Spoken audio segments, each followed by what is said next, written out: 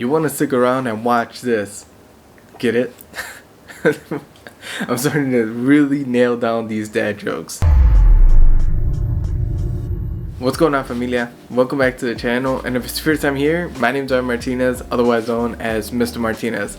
On this channel, we talk about men's style, men's lifestyle, we do reviews, so if you're into all that, go ahead and hit the subscribe button down below. So I was recently privileged enough to do a collaboration with the good people over at Timex, and they were kind enough to actually send me their Waterbury Chronograph, and I gotta admit that I absolutely fell in love with this watch. And I've been a huge fan of Timex for, maybe like a few years back. I actually purchased, and this was actually my first Timex, I've purchased their Weekender, and this was also a chronograph. And one of the biggest things that I like about Timex is their affordability and their durability. So I actually wanted to do a review for you guys on both watches, and I also wanted to give you guys some insights on the brand. In this video, we're going to discuss the history of Timex. We'll also be talking about the features and functions of each piece. And then at the end, we'll talk about some style. So let's go ahead and jump in. So Timex was established in 1854 in Waterbury, Connecticut. And I find that really cool because there's not a lot of watch brands that are out there right now that were established in the US and still have a long history. In 1992, they changed the face of time by adding their famous indiglo backlight. I gotta admit that the backlight is probably one of the best features of the watch. But now that we're talking about features, let's go ahead and jump into features and functions. Start off with the Weekender. Now, as far as movement goes, this is going to be a quartz movement watch. Again, of course, because of the price point, you're not going to find any kind of automatic movements on these. But it's a really, really good watch. I think that for the price, you can't really beat the Timex Weekender. This is your simple chronograph. You're going to have the 3 dials, the top one for starting the chrono, then the bottom one to stop. Very simple there. One of the other things that I find on this watch that is really interesting, and actually one of the things that I really like, is the fact that it has the date on this, and then it also has like a seconds third dial on there. I find it just really useful. Like, this watch is so practical, and I'd say that, like, even more expensive like watches that I've owned never have most of the features that this watch has, and that's one of the things that I really like about it. Now, the Weekender does come with a genuine leather strap to it. It's really cheap leather. It's the cheapest you can find, and again, this isn't an expensive watch, or you're probably not going to find a very expensive strap to it, but you can definitely go ahead and change it up and kind of elevate the look of the watch. I have a NATO strap that I sometimes put on it, which basically looks a little bit better and just kind of gives the watch a different aesthetic. So one of the biggest features of Timex that I mentioned before, and one of the things that they're very known for, is the indiglo ability that they have for the watches. So the backlight will turn on if you press that middle dial. Now, moving into the Waterbury Chrono, I want to say that out of the two, the aesthetic on this one is much better, but this one is at a higher price point. You're looking at about $139 for this one, and for the Timex Weekender, you're looking at about anything from like $35 to like maybe $60.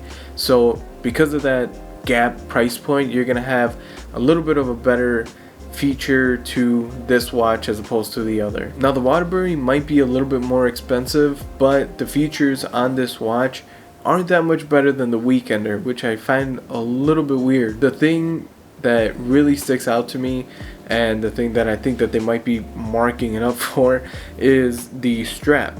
The strap here, this one's actually from SB Foot Tanning Company, and it's actually a company in Red Wing, Minnesota, which I'm very proud of. If you guys aren't familiar with the SB company, that is the same leather company that makes Red Wing shoes. And you guys know that I like my Iron Rangers. I actually did a review on those, so if you're into like Iron Rangers and all that, go ahead and check out the video up here. I do a review on those. Now, for my Waterbury watch, this one has a white face to it. They do have, again, a lot of different options as far as colors go, as far as straps go as well. So I'll have links to both watches down below in the description, so make sure you check that out. Everything else is basically the same as well. You have the date window, you have, you know, the indiglo feature as well. The hands do glow in the dark too, so all of the same features. So again, the price point doesn't really distinguish this a lot from the Weekender. So I'd say that if you're in a pinch, I'd say that probably the Weekender is more for you. The backs of the watches are also different. If you take a look at the Weekender, you're only going to see that you have the logo of Timex in the back. You're also going to have the features, you know, like stainless steel back. You're also going to see, you know, the meters as far as water goes, like how water resistant it is, as opposed to the Waterbury. The Waterbury actually has better, like a better looking back to it. It's gonna have a world map that'll have like Timex in the middle. It'll give you just a little bit more. It'll give you like watchmaker since 1854 of when Timex was established. So I mean, it's just one of those things that, you know, again, just because you're paying a little bit more, you're gonna have a little bit more of a creative aspect to it, as opposed to having something very simple like the Weekender. Both of these are at 40 millimeters. I wish I would have gotten some that were like maybe at 38.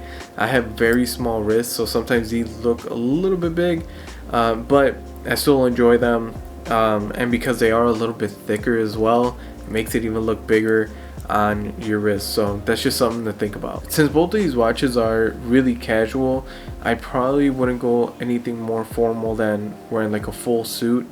I'd say that you could probably wear like a suit jacket, a blazer, something like that, with a pair of denim or some chinos. You could also just wear it very casually with just like a t-shirt and jeans, stuff like that. So just very casual looks with these watches. A look that I would love to like pull off with these is just a crew neck sweater, some denim, and then some boots, since we're right in fall. So that's probably my go-to look with these guys. There you had it, familia. That was my review on the Weekender and the Waterbury Chrono. Let me know down below if you own either watch. Let me know if you own a Timex timepiece. I'd love to know that, and let me know exactly what model you have. I really hope you guys enjoyed this video. I will be doing more watch reviews. I have one coming up in the future, so just stay tuned for that. Next week's video is actually going to be on this thing here, my studio around, and you guys will see you know, lights and all that stuff, my cameras, and you'll see you know, my computers are more in depth and stuff like that. So if you guys want to see that, make sure you guys tune in next week. I definitely appreciate you guys' time, and as always, style up. Thanks so much for watching this video. If you haven't joined La Familia yet, go ahead and hit the button up there, and I have another recommended video for you right over there. And as always, style up.